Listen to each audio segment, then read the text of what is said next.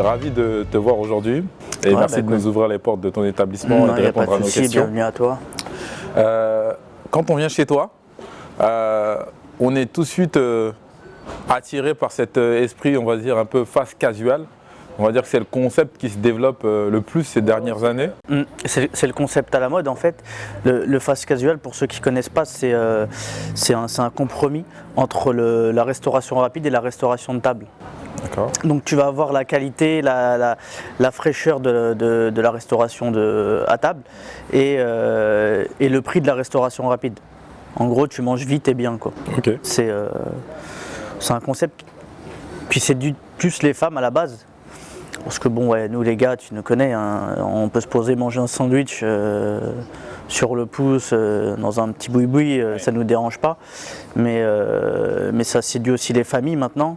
Parce que bon, quand on est 5-6 pour aller dans un restaurant où il faut un sacré budget, c'est de plus en plus difficile. Ouais, c'est difficile maintenant. Et c'est vrai que à l'époque, nous, on avait, en tout cas LDC Halal, choisi de référencer uniquement que les restaurateurs à table avec serveur et qu'on a un petit peu dérogé à la règle en rencontrant des restaurateurs comme toi qui développaient ce côté fast casual. Et du coup, on a décidé de créer une nouvelle rubrique pour ce type de restaurant. C'est une très bonne idée. C'est une bonne idée. Non, mais c'est bien parce que vite et bien, en gros. Vite et bien. Et puis bon, oui, on va demander un petit effort au client de se lever, venir chercher son plateau et de le mettre ensuite dans les échelles. Mais en contrepartie, il va payer un tiers du prix du restaurant où on va le servir. Ok, c'est super. Et ici, on est un peu, on va dire, dans une ère un peu américaine. Ouais, en fait, nous, notre concept, c'est le food court. C'est-à-dire que on va avoir trois comptoirs différents, donc 3 cuisines différentes. Donc le food court, c'est une aire de restauration. Donc c'est ce que ça veut dire, dans lequel vont se côtoyer des enseignes différentes. Donc tu trouves ça beaucoup aux États-Unis, en Angleterre, à Dubaï, dans les centres commerciaux. Et donc tu as des anciennes indépendantes et puis une salle commune dans laquelle les gens se retrouvent. Donc dans un même groupe, tu vas avoir le père qui va manger une assiette, la mère qui mange une salade, le petit qui prend un burger. Ok, bon, très bien. Et c'est vrai que quand on va aux États-Unis ou dans d'autres pays ou à Dubaï, on voit plutôt des enseignes comme Subway, comme Burger King, comme Pizza Hut ou d'autres. Faire maison commune dans un seul et même lieu. En fait, c'est à peu près le même concept, sauf qu'on est sur une seule et même enseigne avec 3 concepts de restauration différents. Ouais, voilà. Bon, à la base, il y avait 3 enseignes différentes parce qu'on était franchisé avec le groupe Nabab. Donc, on avait 3 enseignes différentes. Donc, du coup, après, on les a enlevées. Et, oui, tout est réuni sur une même enseigne. Mais sinon, dans le fond, il y a toujours 3 cuisines différentes, 3 spécialités différentes. Et ça va encore sûrement évoluer là dans un futur proche. Ouais. J'ai envie de te dire, présente-toi, parce qu'on ne te connaît pas, on ne t'a pas encore identifié. D'où est-ce que tu viens, où est-ce que tu as grandi? Bah oui, on a besoin de savoir à qui est-ce qu'on s'adresse. Donc moi, Fethi, je suis nanterrien de naissance. Donc j'ai déjà eu il y a un peu plus de 10 ans, donc j'ai fait des études de comptabilité après le bac. Et j'ai déjà eu une expérience qui était infructueuse dans la restauration, qui a duré un petit peu un an. C'est-à-dire que l'affaire a trop bien marché. C'était à l'époque, c'était les bar à pâtes, je sais pas si tu te rappelles. Ouais. Voilà, c'était la mezzo di pasta. Voilà, c'était un peu dans le même style, mais bon, c'était un peu compliqué. Et puis ça me demandait beaucoup d'énergie. J'étais un peu plus jeune à l'époque. Tu avais quel âge à peu près quand tu avais entrepris ta première affaire? Tu veux savoir mon âge? Non, je ne veux pas savoir ton âge. J'avais à peu près, à quel âge tu as entrepris ta première affaire? J'avais à peu près 24-25 ans. Ouais, c'est jeune quand même. Ouais. Et donc c'était pas facile, ça demandait beaucoup d'énergie, beaucoup de maturité aussi, et donc ça n'a pas trop marché. Donc après, je me suis dit l'entrepreneuriat, j'ai laissé tomber, je suis parti conduire le métro. Ouais, ah ouais, le métro. Conducteur de métro, jusqu'à il y a à peu près 2 ans, juste avant d'ouvrir ça. Ok. Voilà, c'est ce que je faisais. Bon, très bien. Écoute, c'est vrai que quand à chaque fois je viens au food court, je vois que vous avez un succès qui est phénoménal. Avec des queues le midi, des queues le soir, le week-end, on voit beaucoup de familles au food court. Donc comment vous êtes arrivé à un tel succès? C'est quand même incroyable de voir autant de monde. C'est comme si on était au McDo un petit peu. Il y a beaucoup de monde et c'est vraiment impressionnant. On est loin encore du McDo. Après, pour résumer, c'est mon avis, hein. Je pense que c'était que tout d'abord c'est grâce au choix des produits de qualité. Comme tu as vu, on met de la viande bio dans nos burgers, dans certains de nos plats. En fait, toutes tes viandes sont bio ou... Non, juste la viande de bœuf pour l'instant. Okay. Donc la viande de bœuf est bio. Les produits à la brasserie, tu as des produits frais. Ouais. On se fait livrer le pain burger tous les matins quotidiennement par une boulangerie, par un artisan boulanger. Les frites sont faites maison, sur place. Donc tous les jours, vous découpez des pommes de terre? Tous les jours. Ok, ouais. D'accord, pour autant de monde. Ouais.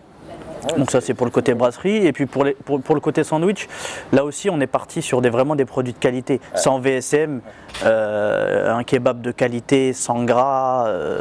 Excuse-moi, je t'ai comparé tout à l'heure à McDo, mais quand tu me dis vous découpez vos frites vous-même, donc on est clairement sur de la high quality, on est plus sur quelque chose qui se rapproche beaucoup plus de la brasserie. Ouais, voilà. Après McDo c'est autre chose. McDo, c'est niveau com, ils sont à des années-lumière. Après oui, en termes de fréquentation, ouais, je pense qu'on n'est pas loin d'un McDo de banlieue. Okay. En termes de fréquentation. Et je parlais aussi au niveau de la qualité des produits que tu proposes, ça n'a rien à voir. Ah non, ça n'a rien à voir parce que nous, la viande, on la hache sur place, on travaille la viande, on fait des recettes qui sont des recettes de restauration à table, quoi. Et puis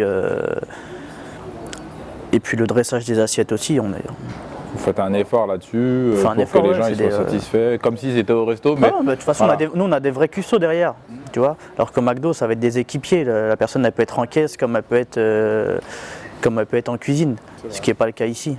Chacun a sa fonction. Okay.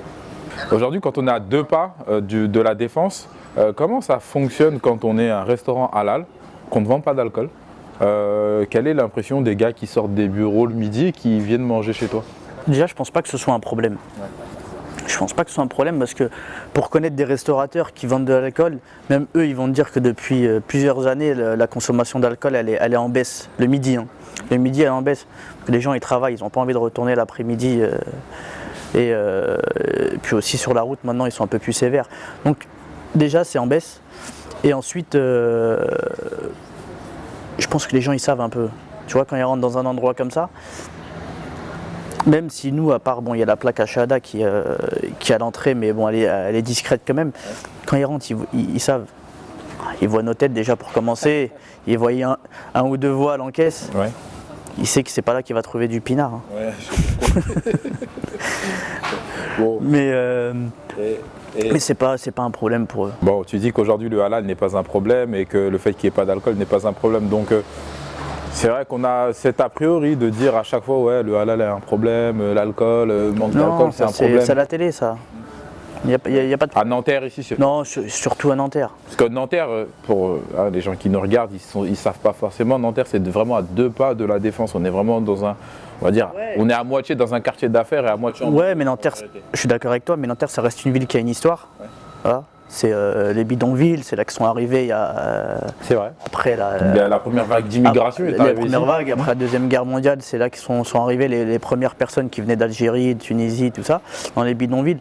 Donc tu vois, il y a une très forte communauté, donc les gens ils sont habitués ici. Ouais, c'est vrai, oui je comprends. D'accord. Après ouais, bon, il y en a qui vont dire que c'est un problème, mais voilà, Nanterre, tu as plus de boucheries halal que de boucheries normales entre guillemets. Après, tout dépend d'où est-ce qu'on se déplace dans le 92.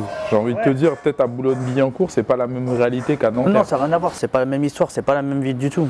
Okay. Non, c'est ça.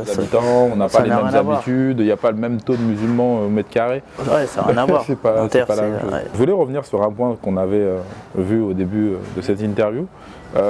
Tu as parlé d'une franchise, que tu étais franchisé, Nabab, au départ de ton activité. La franchise, comment ça se passe aujourd'hui? Est-ce que c'était une bonne expérience pour vous d'avoir été franchisé chez Nabab Kebab ou chez un franchiseur tout court? On va dire que l'expérience, ce que ça nous a appris, c'est surtout qu'on n'était pas fait pour ça. Ouais. Parce que déjà à la base, nous on avait un profil indépendant. Et ça, c'était dès le début. Donc ça a été un mauvais choix de votre part au niveau stratégique, il faut le reconnaître. Oui, un mauvais choix, oui, dans le sens où on n'en avait pas besoin. On n'avait pas besoin de ça.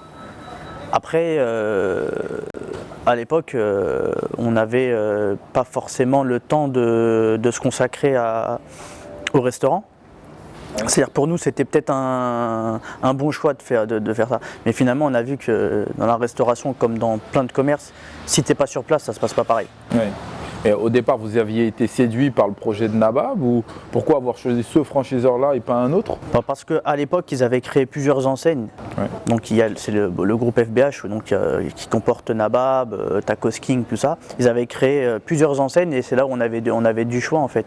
Alors que tu pouvais peut-être pas faire cohabiter des enseignes différentes dans un même local, les gens n'étaient pas prêts encore à ça. Ils n'étaient pas prêts. Ouais, sinon il aurait fallu que vous preniez une franchise de telle enseigne, une franchise de telle enseigne, une franchise de telle enseigne. Ça aurait été compliqué. Compliqué déjà. Un vrai food court, ça aurait été compliqué parce qu'ils n'étaient pas prêts à ça. Ouais, c'était dans un centre commercial, une des rares marques halal, entre guillemets, à pouvoir proposer différentes enseignes sous le même pavillon. Ok. Quel enseignement vous avez tiré de la franchise et aujourd'hui, concrètement, est-ce que ça vous a apporté quelque chose? Ce que ça nous a apporté déjà, c'est qu'on on connaît la franchise maintenant, on sait ce que c'est, les avantages, les inconvénients, que ce soit en tant que franchisé ou en tant que franchiseur.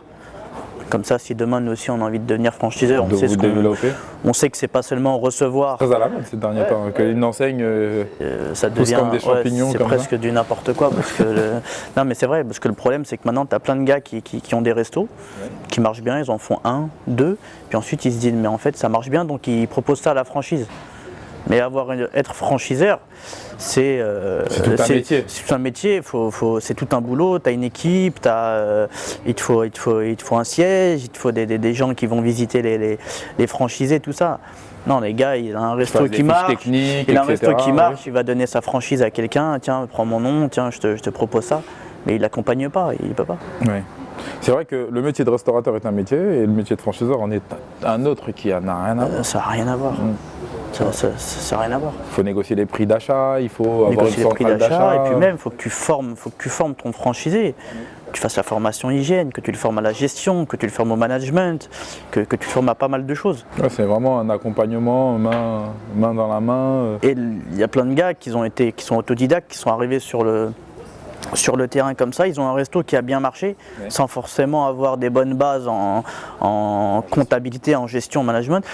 Mais il n'est pas prêt à transmettre ça. Oui, j'ai compris. C'est le fait de pouvoir transmettre à plusieurs autres points de vente. Il faut des professionnels. Oui, il faut des professionnels. Quelqu'un qui n'a pas de formation derrière ne peut pas faire ce genre de choses. Mais c'est vrai que je t'en parle parce que ces derniers temps, on en parle beaucoup.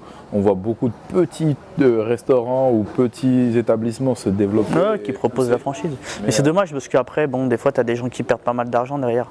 Parce qu'ils font confiance à des gens qui ne sont pas encore compétents et qui perdent de l'argent derrière. Tu vois ça comme une arnaque, toi, ou pas? Un peu, ouais. Après, je pense pas que les gens, ils sont dans le vice de vouloir arnaquer. Parce qu'ils pensent qu'ils peuvent transmettre quelque chose. En plus, eux, ça a marché. Ils se disent, lui aussi, il va marcher. Sauf que le problème, c'est que d'une ville à l'autre, c'est pas pareil. C'est pour ça que quand tu vas chez McDo ou Quick ou même Subway, ils vont faire une étude de marché. Quand ils te proposent, ou alors tu leur proposes un local, ils vont faire une étude de marché. Ils vont compter le nombre de personnes qui passent, ils vont regarder l'âge des gens qui passent, ils font une vraie étude de marché. C'est vrai que je vois des franchiseurs le faire très bien, comme Pizza Time par exemple, je les vois se développer considérablement depuis 10 ans maintenant, et le faire très bien.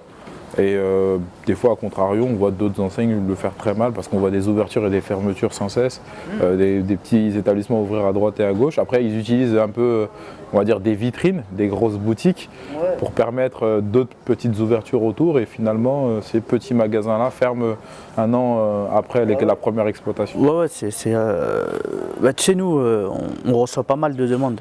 On a pas mal de gens qui viennent et qui nous disent j'aimerais bien être franchisé, j'aimerais bien ouvrir le même que toi à Bordeaux, à Lille, à Lyon. Je pourrais dire oui et prendre de l'argent, mais je sais que derrière je ne vais pas assumer. C'est vrai. Surtout nous avec ce qu'on fait, sachant qu'on fait pas mal de choses fraîches. On te fait du bio, on te fait des recettes qui sont compliquées. Je ne vais pas lui livrer surgelé moi ces trucs-là. Il faut que le gars il apprenne à le faire lui-même. Et nous, Ça fait 2 ans et on apprend encore. Donc tu vois, comment je vais transmettre ça? Comment je vais pouvoir aller sur le terrain? Tu vois, il faut que je recrute, il me faut quoi? Il faut une équipe, il faut 50 personnes pour travailler. C'est ce qu'a fait Otakos. Regarde Otakos. On peut critiquer le produit, après c'est... Perso, je suis pas tacos. Mais au niveau de la stratégie de leur équipe, c'est carré. C'est comme ça, c'est pour ça qu'ils ont ouvert 100 magasins. Ouais. Tu vois, c'est carré, ils l'ont compris. Tu peux pas gérer ça comme tu gères une épicerie à la cité. Ouais, oui, c'est clair, j'ai bien compris. Ok. D'autres points? On a parlé de Nabab, de ta première expérience avec eux, etc. Qu'est-ce qui a manqué à cette enseigne aujourd'hui pour, on va dire, être un bon franchiseur? Pourquoi aujourd'hui il y a eu une rupture entre vous et eux? Pourquoi il y a eu une fin de travail? Alors en fait, ce qu'il faut savoir, c'est que nous, quand on a pris les enseignes, on était un site pilote déjà. Donc on avait pas forcément des avantages, mais on avait une liberté que n'avaient pas les autres. Parce qu'à la base, on devait servir de vitrine. C'était une aubaine pour eux d'avoir 3 de leurs enseignes dans un même restaurant.